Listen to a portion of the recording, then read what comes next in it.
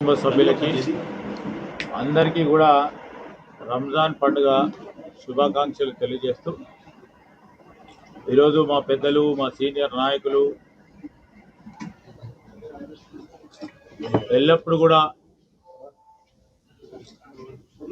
Party పరంగా ఇక్కడున్న మేమందరి పక్షానతో పాటు కాంగ్రెస్ పార్టీ కార్యకర్తలకు అండగా నిలబడ్డ మా జీవన్ రెడ్డి గారికి కలవటానికి వచ్చాం.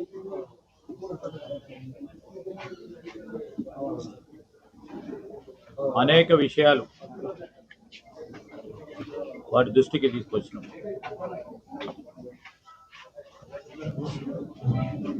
జీవన్ రెడ్డి గారి గురించి తెలంగాణ రాష్ట్రంలోనే కాదు, ఉమ్మడి ఆంధ్రప్రదేశ్ రాష్ట్రంలోనే తెలియని వాడు ఎవరు ఉండరు.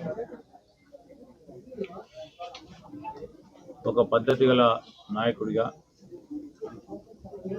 దాదాపు 4 దశాబ్దాల కాలం పాటు కాంగ్రెస్ పార్టీలో ప్రతి సందర్భంలో ప్రభుత్వంలో ఉండి సంక్షేమాన్ని, ప్రతిపక్షంలో ఉండి ప్రజల గొంతు వినిపించడానికి అహర్నిశలు కృషి చేసిన మా నాయకుడు జీవన్ రెడ్డి గారు.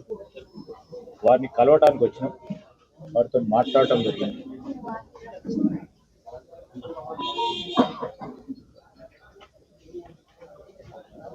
వారు కూడా ఇక్కడ ఈ ప్రాంతానికి సంబంధించిన కాంగ్రెస్ పార్టీ కార్యకర్తల నాయకుల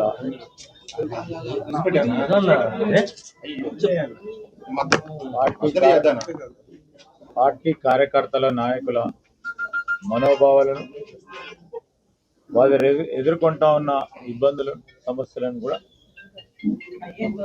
మరి వారందరి గురించి కూడా వారు బాధపడటం జరిగింది. ఈ సందర్భాన్ని పురస్కరించుకొని మరి చాలా రోజుల నుంచి మీరు చూస్తూ ఉన్నారు, మా పెద్దలు మీనాక్షి నటరాజన్ గారు కానీ, పిసిసి అధ్యక్షులు మహేష్ కుమార్ గౌడ్ గారితో పాటు మరి జీవన్ రెడ్డి గారు సంబంధించి వారితో మాట్లాడటం, వారికి సంబంధించి అనేక అంశాల విషయంలో పార్టీకి వారు పూర్తి స్థాయిలో అండగా ఉన్నారు. పార్టీ కూడా అండగా నిలబడే తప్పకుండా ఆలోచన చేస్తారని వారు కూడా చెప్పారు. వారి నిర్ణయం, వారి ఆలోచన అంతా కూడా కాంగ్రెస్ పార్టీ కార్యకర్తల నాయకులకు సంబంధించిన అంశం తెలియజేయడం జరిగింది. అభివృద్ధి కోసమే పనిచేయాలి, పార్టీ కార్యక్రమంలో ఎమ్మెల్యేలు పాల్గొనవచ్చు, వాళ్ళతోనే సమస్య అని చెప్పేసి వారి ఆలోచనలు మాకు మొన్న ప్రెస్ మీట్ పరంగా వారు స్పష్టంగా చెప్పడం జరిగింది. ఈరోజు కూడా పార్టీకి సంబంధించిన అనేక అంశాలు మాకు తెలియజేశారు. పార్టీని దృష్టికి తీసుకెళ్తాం, ముఖ్యమంత్రి గారి దృష్టికి కూడా తీసుకెళ్తాం. దాదాపు ఒక నెల రోజుల నుంచి జీవన్ రెడ్డి గారు ఎప్పుడు కొనసాగుతుంది, అప్పటి నుండి ఇప్పటి వరకు అధిష్టానం నుంచి ఎవరు రాకపోయి ఇప్పుడు లేటుగా స్పందించిన వారు పెద్ద నాయకులు లేటుగా ముందుగా అనే అంశాన్ని పక్కన పెడితే,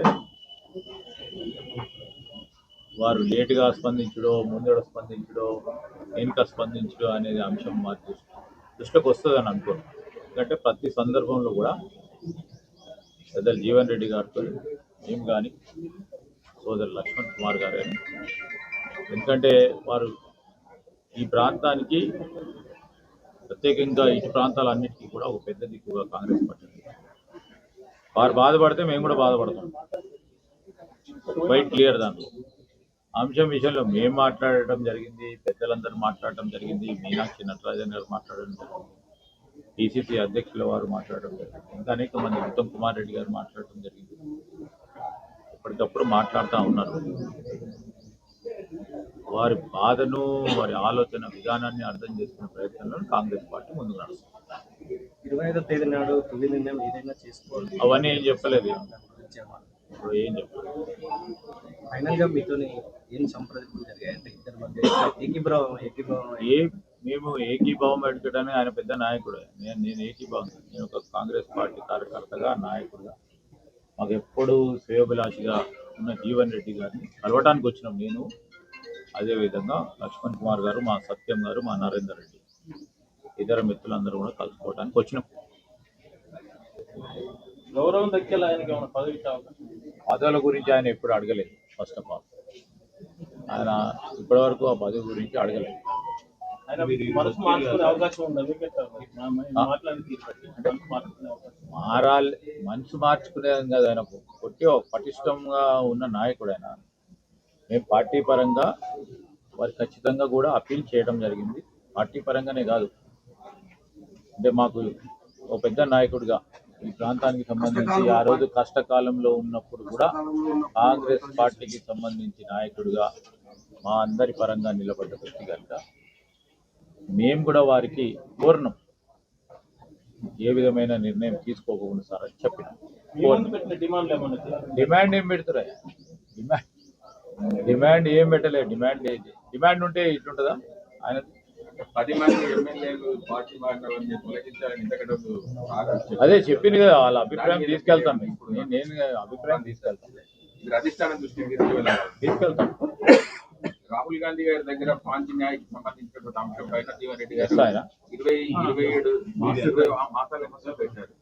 20 మాసాల క్రితమే ఢిల్లీలో గోపాల్ గారు మాట్లాడినట్టు చెప్పారు. ఇప్పటి వరకు సమస్యలు పరిష్కరించలేకపోతున్నారు. అదే అది కాలేదు. అయ్యే క్రమం చేయాలని ఒక ప్రయత్నం చేస్తున్నాం. కాలేదు, అయ్యే క్రమం చేయాలనే ప్రయత్నం చేస్తున్నాం. Thank you sir. ఇంకేమైనా ఉంటే మాట్లాడతాం. మెజార్టీ ఉండగా కూడా ఈ 10 మందిని ఎందుకు తీసుకున్నారని చెప్పి స్టార్టింగ్ నుంచి జీవన్ రెడ్డి గారు అంటారు. ఆనాడు ఈనాడు కూడా ప్రభుత్వ పరంగా ప్రభుత్వం చేసే మంచి పనులు సంక్షేమానికి సంబంధించి ముఖ్యమంత్రి గారితో ప్రభుత్వ పరంగా నడుస్తామని అనేక మంది వచ్చిండ్రు. అదే ఆలోచన. ఈరోజు వారు ప్రభుత్వానికి సంబంధించి ఏ పార్టీలో ఉన్నా సపోర్ట్ చేస్తామని వారు ఫస్ట్ రావటం జరిగింది. Thank you sir.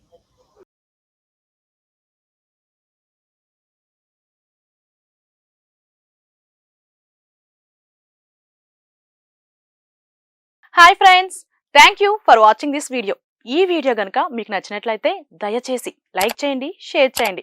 ముఖ్యంగా మా ఛానల్ 24/7 న్యూస్ టీవీని సబ్స్క్రైబ్ చేసుకోండి. ఆ తర్వాత మీ విలువైన అభిప్రాయాల్ని, మార్పులు, చేర్పులు, కావాల్సిన వీడియో ఏమన్నా ఉంటే మన వీడియో కింద కామెంట్ సెక్షన్లో కామెంట్ రూపంలో తెలియజేయండి. నమస్కారం, సాయిదంచిక మాట్లాడుతున్నాను. ప్లీజ్ సబ్స్క్రైబ్, షేర్, లైక్ చేయండి 24/7 టీవీ ఛానల్. హాయ్ నమస్తే, నేను మీ Sonia Akula. Please subscribe to 24/7 news TV. Hi అండి, అందరికీ నమస్తే. నేను Mankota Prasad. Please do subscribe 24/7 news TV. Political, entertainment and infotainment updates కోసం like, share, subscribe 24/7 news TV.